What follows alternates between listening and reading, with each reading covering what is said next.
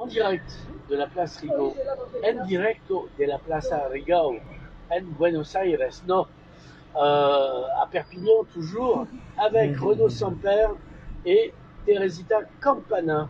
Alors Renaud Samper, vous êtes là à l'invitation d'un certain Sylvain, dont le nom de famille m'échappe.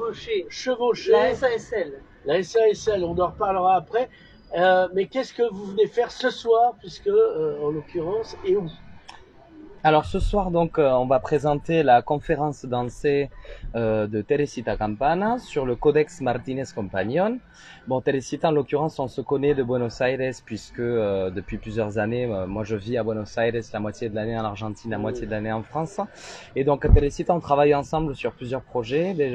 Et voilà, dans le cadre de sa tournée actuelle en Europe, on a décidé avec Sylvain de la faire intervenir ici à Perpignan au Centro Espagnol pour présenter sa conférence dansée dont elle va vous parler plus en détail que moi.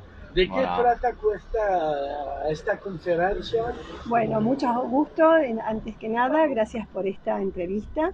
Esta conferencia danzada justamente es un formato. Donc c'est une conférence dansée. Sí, es una conferencia que va a hablar de un códice del Virreinato del Perú del siglo XVIII. Donc c'est une conférence qui, je vais essayer de faire la traduction. C'est une conférence donc qui parle du Codex Martínez Compagnon du Virreinato de Perú du XVIIIe siècle. Donc du vice-roi du Pérou. Mi disciplina es la disciplina de la danza histórica. Donc sa discipline est une discipline de danse historique. Y por lo tanto habla de los bienes, tanto sonoros como bailados, del pasado de América. Donc elle parle des biens sonores comme dansés de l'Amérique latine du passé. D'accord. Este Códice Martínez Compagnon es un documento formado por láminas, por dibujos. Donc ce codex est formé par surtout des aquarelles et des dessins. Muestran cómo fue la vida del Virreinato del Perú, tanto lo geográfico, lo natural, lo humano. Et donc montre comment était la vice-royauté du Pérou. Lo humano, la naturaleza, par rapport à la géographie, la nature, l'humain. Y entre las prácticas de estas sociedades hay láminas que nos muestran cómo eran las danzas y también hay 20 partituras. Donc il y a surtout, ce document est composé d'aquarelles qui montrent les formes de vie de cette époque et il y a surtout des partitions. Voilà. Entonces mi trabajo en tanto investigadora en danzas históricas ha consistido en una reconstrucción, recreación de esas danzas. Donc ce travail historique, de recherche historique, travaille sur la reconstruction, en fait la recomposition de ces aquarelles, de ces archives, mais elle les a interprétées et elle les a chorégraphiées et c'est ce qu'on va donc montrer ce soir. Exactamente. Estas danzas no están anotadas, de modo que hay que hacer un trabajo, como he dicho, de recreación, reconstrucción, para darles voz en la actualidad. Donc ces danses, cette recomposition, cette reconstruction, essaie en quelque sorte de leur donner une voix, de leur donner un corps dans l'actualité. De les incarner. De les incarner, voilà. Exacto. Por lo tanto, mi trabajo es un trabajo de tesis. Donc c'est surtout un travail de thèse. Este trabajo yo lo presento habitualmente en Argentina con mi compañía Danza Barroca de Buenos Aires. Donc elle présente surtout ce travail puisqu'elle est directrice de la compagnie de danse baroque de Buenos Aires. Y bailamos exactamente las 20 piezas que están anotadas en las partituras musicales. Donc il danse les 20 danses qui sont annotées dans les partitions musicales du codex. Por lo tanto, si ahora estoy sola, es que presento el formato de una conferencia danzada donde presento el marco teórico y las danzas que van a graficar, van a evidenciar todo lo que digo teóricamente. Donc elle va être seule sur scène ce soir, même si en général elle est accompagnée de toute sa compagnie, et elle va essayer de créer une représentation graphique de toutes ces archives historiques. Bien. Esas danzas se llaman tonadas, cachuas y bailes. Donc ces danses sont des cachuas, les tonadas et les bailes. Bien, y podemos decir que son algo así como los padres o madres de las danzas que hoy en día se practican en el folclore de países de América del Sur.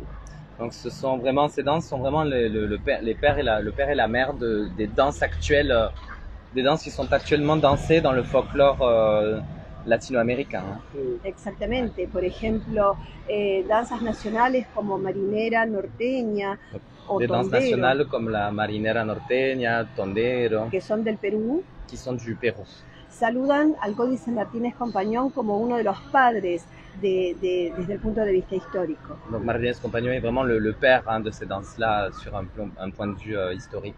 Y asimismo sucede con danzas nacionales como la cueca boliviana, chilena o de Argentina mismo. Voilà, qui sont aussi donc le père de ces danses comme la cueca Perú, du Pérou et de cette région andine. Bueno, entonces mi idea es poderlos invitar para que conozcan este tesoro. Mi trabajo es un trabajo de divulgación para dar cuenta de esta gran maravilla del pasado del barroco de América. Donc Teresita vient surtout en Europe pour montrer ce travail, pour le divulguer, l'exposer le plus possible, pour qu'on puisse aussi comprendre d'ici, d'un point de vue européen, quelle est l'origine en quelque sorte des danses actuelles folkloriques.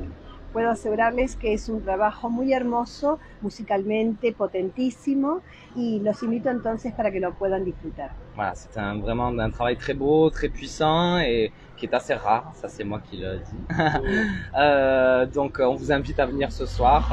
Alors c'est gratuit espagnol. Oui, c'est une entrée libre et gratuite. Rajoute un apéritif. Participation nécessaire.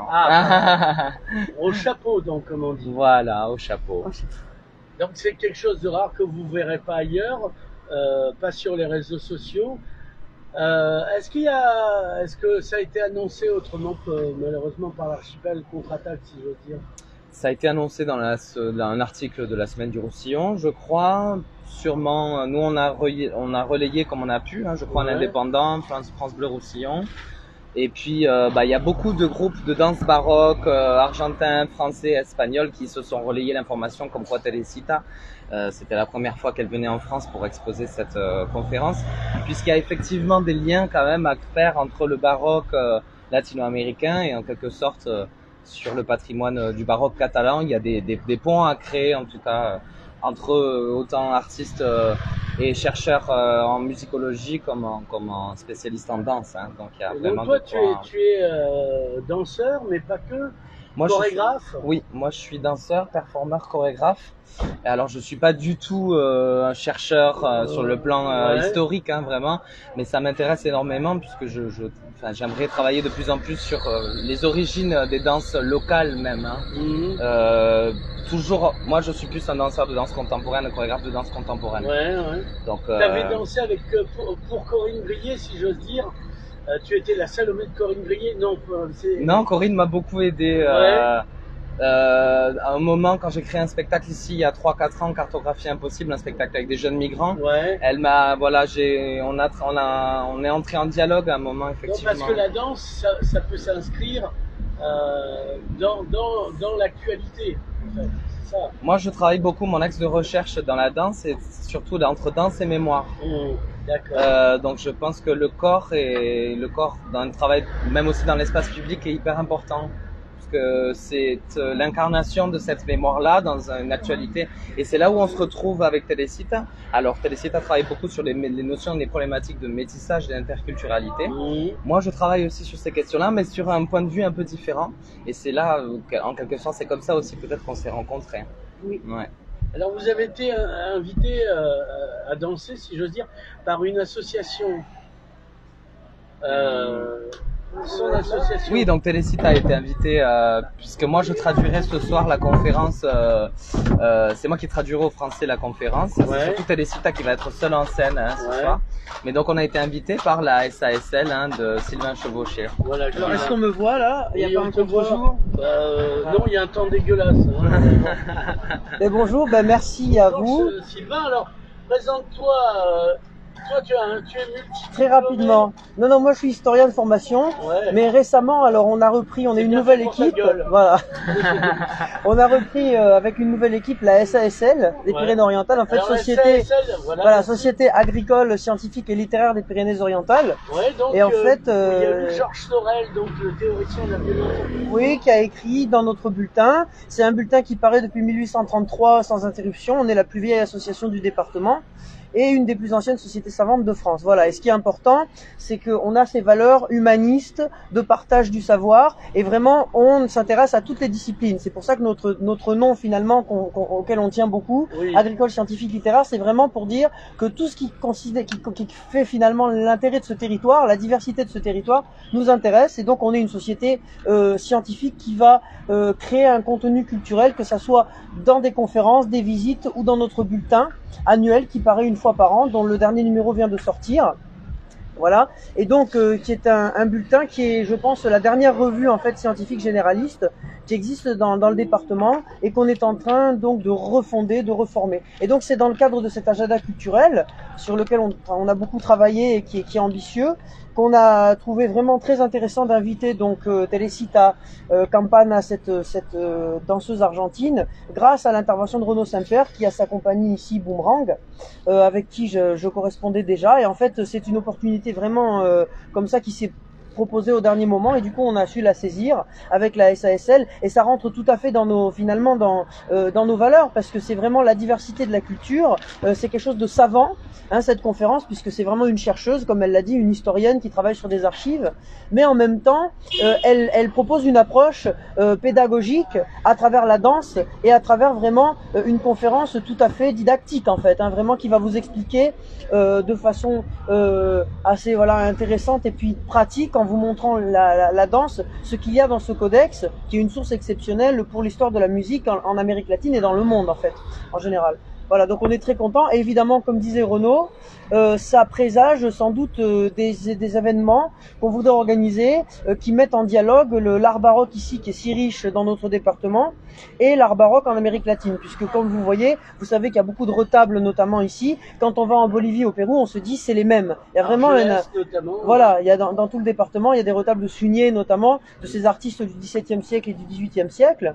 Et quand on va dans les pays d'Amérique latine andine surtout, on remarque vraiment cette parenté de style qu'il y a entre cet art baroque d'ici et celui de là-bas. Donc vraiment, on voudrait mettre ça en dialogue et on réfléchit, organiser pourquoi pas un colloque ou un festival. Enfin voilà, c'est à l'étude. Il faut qu'on ait les soutiens nécessaires pour le faire, ce qui n'est pas dit.